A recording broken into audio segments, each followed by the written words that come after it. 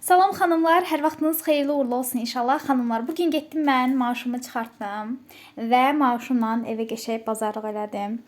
Bunu çəkməkdə məqsədim nədir? Yəni bu bazarlığı mən burada işləməmişdən öncə də edirdim. Sadəcə olaraq öz qazancımla etmirdim. Fərq budur.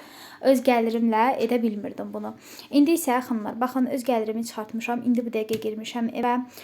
Ürəyim istəyən hər bir şeyi girdim mağazaya, aldım, ətdir, bazarlıqdır, hər bir şeydir.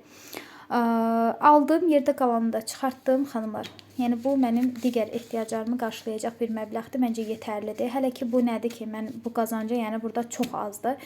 Burada bu imkanlar var, böyük imkanlar var, böyük fürsətlər var. Həqiqətən də yəni bu məbləğlərin 10 qatını biz bu şirkət üzərindən qazana bilərik.